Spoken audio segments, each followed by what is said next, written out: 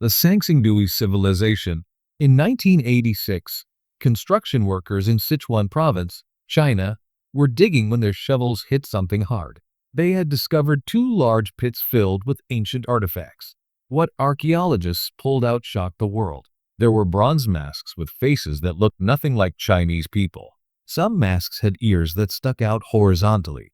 Others had eyes that bulged out on stalks, almost alien-like.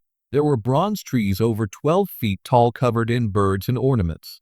Nothing like this had ever been found in China before. The artifacts belonged to a civilization called Sangsingdui, which existed around 1200 BC, but no one had ever heard of them. Chinese historical records never mentioned them. The Sangsingdui had a completely different artistic style from any other Chinese culture. Their bronze working technology was advanced, but there are no written records. We don't know what language they spoke. Around 1000 BC, the Sangsingdui disappeared. Their city was abandoned. The artifacts were deliberately smashed and buried in pits. Some scientists think an earthquake forced them to leave. Others believe it was war, but no one knows. The Sangsingdui remain one of the most mysterious civilizations ever discovered. The Tiwanaku Empire. High in the Andes Mountains of Bolivia, at 13,000 feet altitude, sits the ancient city of Tiwanaku. The city was built around 200 AD and became the center of a powerful empire. At its peak, Tiwanaku had around 40,000 people. The ruins include massive stone temples, pyramids, and gates. The most famous is the Gateway of the Sun, a stone archway carved from a single block weighing over 10 tons. But here is the mystery. The stones used to build Tiwanaku are enormous, some weighing over 100 tons. They were cut with incredible precision and fitted together so tightly that a knife blade cannot fit between them. The stones came from quarries located across Lake Titicaca, over 60 kilometers away. No one knows how the Tiwanaku transported these massive blocks across the lake and up the mountains. They had no wheels, no horses, and no metal tools capable of cutting such hard stone. Around 1000 AD, the Tiwanaku Empire collapsed. The city was abandoned. Scientists believe a severe drought lasting several decades destroyed their agriculture. But the real mystery is how they built such massive structures in the first place. The Hadeans. Before the Hittite Empire dominated Anatolia, another civilization lived there. They were called the Hadeans. They appeared around 2500 BC in what is now central Turkey. We know they existed because the Hittites, who came later, mentioned them in their records. The Hittites said they conquered the Hadeans and absorbed their culture. But the strange thing is we know almost nothing about the Hadeans themselves. They left behind no written records in their own language. Everything we know comes from Hittite texts, which mention Hadean gods, cities, and rituals. The Hittites adopted many Hadean religious practices. They worshipped Hadean gods and performed Hadean ceremonies. This suggests the Hadean culture was influential and sophisticated. Archaeologists have found settlements that might be Hadean, but they cannot be sure. There are no clear markers to distinguish Hadean sites from early Hittite ones. Some scholars believe the Hadeans were absorbed peacefully into Hittite society. Others think they were conquered and erased. By 2000 BC, the Hadean civilization had vanished. The Hittites ruled the region for the next 1,000 years. But the Hadeans remain ghosts in history, a civilization known only through the words of their conquerors. The Cucuteni Tripilya culture. Between 5500 BC and 2750 BC, a mysterious culture flourished in what is now Ukraine, Romania, and Moldova. They are known as the Cucuteni Tripilya culture. They built some of the largest settlements in Neolithic Europe. Some of their towns had populations of up to 15,000 people, which was massive for that time. The settlements were organized in concentric circles with houses arranged in neat patterns. They made beautiful pottery decorated with intricate geometric designs. But here is what makes them truly strange. Every 60 to 80 years, they would deliberately burn down their entire settlement. Archaeologists have found thick layers of ash and charred wood at these sites. The fires were so hot that the clay walls of the houses turned into a ceramic-like material. After burning everything, the people would move a short distance away and build a new settlement. Then, 60 to 80 years later, they would burn that one down too. no one knows why. Some scientists think it was a ritual, a way of renewing their society. Others believe it was done to clear pests or diseases. But the pattern is consistent across hundreds of sites. Around 2750 BC, the Cucuteni Tripilia culture disappeared. They stopped building settlements, and their distinctive pottery vanished from the archaeological record. Climate change may have played a role, or invasions from steppe nomads. But the reason for their mass burnings remains unexplained. Punt, the land of God. Ancient Egyptian records frequently mention a place called Punt. The Egyptians called it the land of God. They sent trading expeditions there to bring back gold, ivory, ebony, incense, and exotic animals like baboons and leopards. One of the most famous expeditions was ordered by Queen Hatshepsut around 1470 BC. The journey is depicted in detailed reliefs on the walls of her temple at Deir el-Bahari. The images show Egyptian ships sailing to Punt, the Puntite people, their houses built on stilts, and the goods being loaded onto ships. But here is the problem. No one knows where Punt was. For over a century, scholars have debated its location. Some believe it was in the Horn of Africa, possibly modern-day Somalia or Eritrea. Others think it was in southern Arabia, maybe Yemen. Some have even suggested it was further south along the East African coast. Archaeologists have searched for evidence of Punt, but have found nothing definitive. There are no ruins, no inscriptions, no artifacts that clearly say, this is Punt. In 2010, scientists analyzed the mummified remains of baboons from ancient Egypt. Baboons were imported from Punt. By studying the isotopes in the baboon's hair, researchers narrowed the location to Eritrea or Ethiopia. But this is still not certain.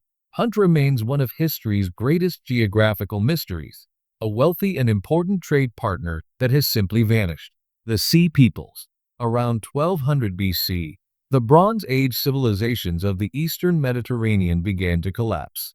The Hittite Empire fell. Mycenaean Greece was destroyed. Egyptian records describe invasions by mysterious groups known collectively as the Sea Peoples. Egyptian pharaoh Ramesses II fought them in a series of battles and recorded his victories on temple walls. The inscriptions list names of different groups: the Peliset, Chikar, Shikalesh, Denyen, and Weshish. But we have no idea who these people were or where they came from. Some scholars believe they were refugees fleeing famine or disaster. Others think they were pirates or raiders. Some have suggested they came from the Aegean, others from Anatolia or the Levant.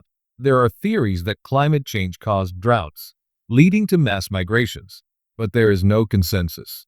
The Sea Peoples left no written records of their own. Everything we know comes from the records of the civilizations they attacked. After 1200 BC, the Sea Peoples disappeared from history. Some may have settled in the areas they invaded. The Peliset, for example, are thought to be the Philistines who settled in Canaan.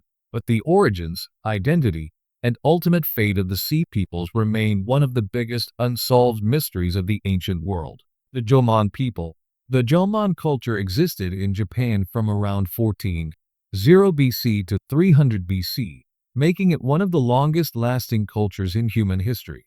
The Jomon people were hunter-gatherers, but unlike other hunter-gatherer societies, they built permanent villages. They created some of the oldest pottery in the world, dating back over 16,000 years. The pottery is decorated with intricate cord patterns, which is where the name Jomon, meaning cord-marked, comes from. But here is what makes the Jomon mysterious. They lived in one place for thousands of years without developing agriculture. Most human societies transitioned from hunting and gathering to farming. The Jomon did not. They relied on fishing, hunting deer and wild boar, and gathering nuts and plants. Yet they built large settlements and created sophisticated art. They made clay figurines called dogu, which have exaggerated features, large eyes, and strange decorations.